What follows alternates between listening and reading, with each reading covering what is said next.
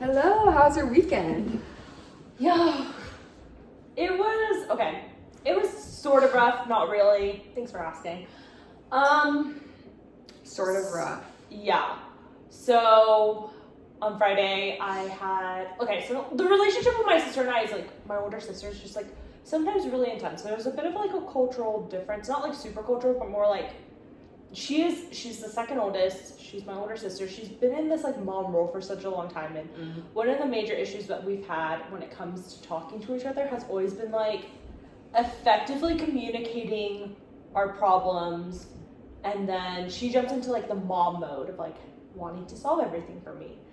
But this past weekend she tried to do that, and it ended up with me like kind of deregulating and getting really triggered. So she's done it before, she's kind of stepped in this mom role. Yeah.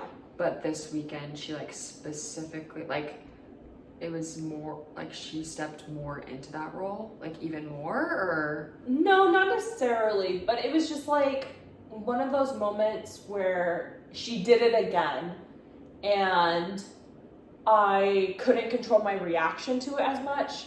Like, okay, so it was over the phone and I called her about my graduation dress, and my graduation dress wasn't exactly the way I wanted it to be. So I called to complain to her about it, and it ended up like with her offering me a bunch of these solutions that ended up not like, they weren't solutions that were viable. Gotcha. So she was in charge of your dress? She made the dress for you? No, well, my mom was. But the thing is, like, when it comes to like complaining about things that my mom does, like I go to her for that, because it's really hard for me to like talk directly to my mom with these issues, because then I kind of internalize it and I tell myself like, oh, I shouldn't be complaining about this because my mom's taking time out of her day to like, and money to like make my graduation dress, to like have someone make it, have someone ship it over to me, you know, like she wants it to be really perfect. And it's like, I don't have the heart within me to tell her that I don't like it. And so like I always turn to my older sister, but it's not necessarily, but it's more to like complain and rant than it is to actually seek advice. Gotcha. And I've never really set that boundary with my older sister of like, hey, when I'm calling to talk to you, I don't really want advice in these situations. I just want you to like hear me out. And so like in this situation, like it was definitely one of those things where I didn't feel as heard, because she just kept on offering me solution after solution after solution. And the thing is, like, all the solutions were very triggering to me because I've grown super insecure about my body. And so like she would say something like, one of the solutions she had was like, oh, well then why don't you wear one of my dresses?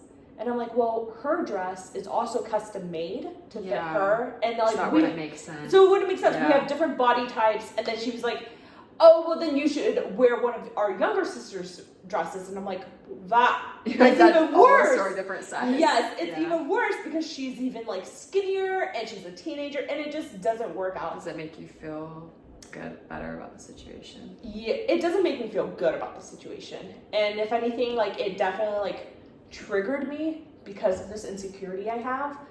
And what's the insecurity? Just like the insecurity about how my body looks right now. It's changed so much over the past year. And so like for me, it's gone like, it's something that I've just been like trying to work on, but I haven't had the time to. And so when an important event's like my graduation, I want to look good and I want to feel good. But it's like, when you're telling me a bunch of solutions where I know someone smaller than me can fit in a certain dress, and you're telling me I can fit in it too, it just brings back up this insecurity 100%. And having like, and so it got to the point where I screamed in the phone at her and I was like, Janice, I'm fat, like I can't fit these things. And I was like, I can't talk to you right now, and I hung up the phone. But I felt really bad about it afterwards, and especially since like her kids were in the car too, like my niece and nephew. Yeah. And it's like I never want them to have to see or hear that part of me. Like it's such an ugly part of me. And so it made me feel really like one, I felt super guilty, and just a lot of like regret of like yelling at her like that, like it wasn't her fault, and just also like I should have known better to not react that way. Like my older sister doesn't know the fact that like I'm dealing with this insecurity. Like I haven't vocalized that with her. She also doesn't know that like, you know, these can be triggers for me.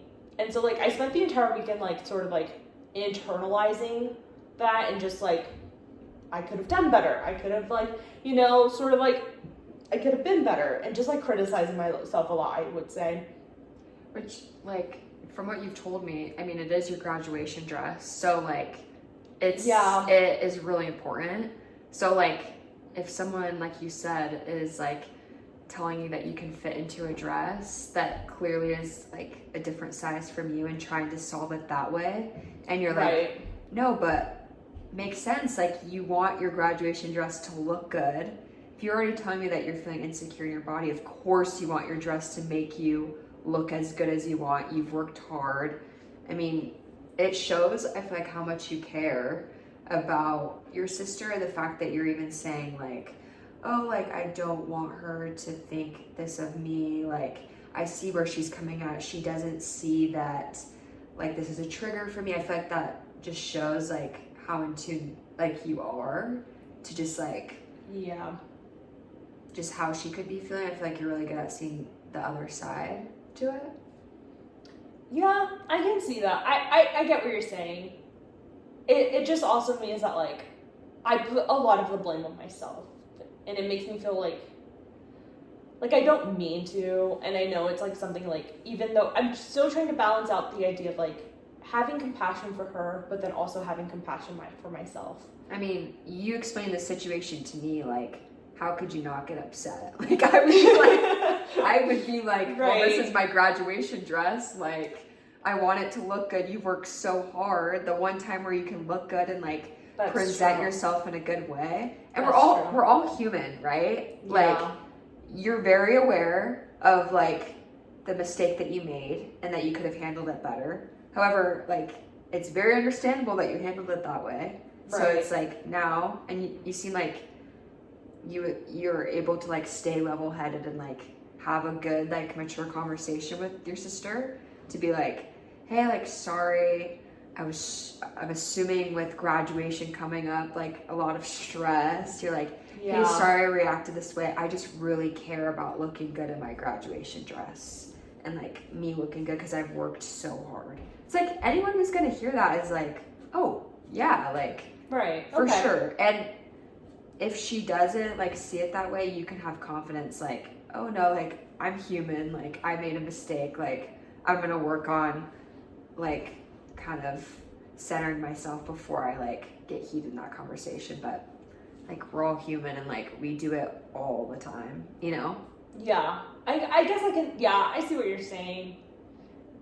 That's true. It's just so hard in those moments to remind yourself that. Oh, 100% like also, in the moment. Yeah, and then also just like afterwards too, like the guilt like ate me up so badly over the weekend that it got to a point where like I felt like everything was slowly becoming my mistake. And just like... Oh, so like other little mistakes that you made like with your sister or just like in general? Just in general. Like, it was just like, you know, like... So my sister-in-law had her birthday party this weekend. Like, they had a birthday dinner. And my brother had told me before that, like, one of his friends does not like me. Oh. And he doesn't know why. And it's like a friend that, like, he's had since childhood. So, like, I grew up with this dude. As well. And so he was like, yeah, he's gonna be at the dinner, just so you know, like, I don't know if you know this, but he doesn't really like you, like, I don't know why, like, he's just very uncomfortable with you. And I was like, that's really interesting and also really weird, because I don't interact with this dude at all, period. And also just having that situation with your sister, I can imagine, like, I'd be like so on edge. Yeah, exactly. And so like the entire birthday dinner, like, one, I felt like I was such an intruder in it, because I mean, it was all their intimate friends. Like, I know them. I know their friends. I've hung out with them before. But it felt like really different knowing that like someone at that table didn't like me. And also I felt like such an intruder. And it felt like also like every time I opened my mouth to say something or contribute something to the conversation, I was saying the wrong things. And it felt like I was reliving that conversation with my sister again, where it felt like I was going to, I don't know, like trigger this insecurity again of like, oh, not like the whole entire like body stuff, but more so like I'm going to say the wrong thing, I'm going to upset someone, I'm going to hurt someone in the conversation, stuff like that, because I know for sure like me reacting the way that I did with my older sister definitely did hurt her, because later on like she called my brother, who told me that weekend that he got a phone call from her about it, and just like she was like upset that she didn't know how to respond to me in that moment. Gosh, that's a lot for you to go into the dinner too. Yeah, so like I would be on edge too. I know, so I was really on edge, and then just having to sit there where I felt like I was the intruder at the table. I didn't feel like I was meshing well with the conversations. Felt like everything I said was like very like immature, and didn't feel like it was like I wasn't contributing anything. Like no one was laughing to what I was saying. You're probably one of the younger ones there, right? Oh, I was the youngest. Everyone there was like over 30. Oh yeah, and then on top of that too. Yeah. There's so many factors there. Exactly. So it was just like, and so like I was internalizing a lot of stuff, and I knew it wasn't my fault that this was the thing. And that was the thing too, was like I was invited to this dinner because it's my sister-in-law's birthday, and so I didn't know like. Okay. I didn't know if hold on. Do you want to pause it? Oh, wait, you can. So I didn't know if like it was like how do I say this? Like I knew I was invited. I knew that they had wanted me there because they invited me, but it also felt like he was inviting me out of obligation to this birthday dinner because I asked if they were doing anything for my sister-in-law's birthday. Like you actually didn't get like a clear invitation. Yeah, but it was like, it was more like an afterthought of like, oh, well, we're doing this. Oh yeah, you can come too, and I just accepted, and it felt like it was like I made the wrong decision. That choice of like, why did I accept? Why did I say yes to this? Like clearly. I'm not entirely wanted at this, like, you know, table. And it felt like I was, like, I don't know. It just felt really weird to me. And then, like, you know, it didn't help that the next day on Sunday, I had asked to borrow my brother's car, and he said yes. And, you know, I was, like, driving around with it. And I know that, like, for them, like I paid for the gas and everything, but like car mileage is a huge thing because like, you know, they've had that issue before.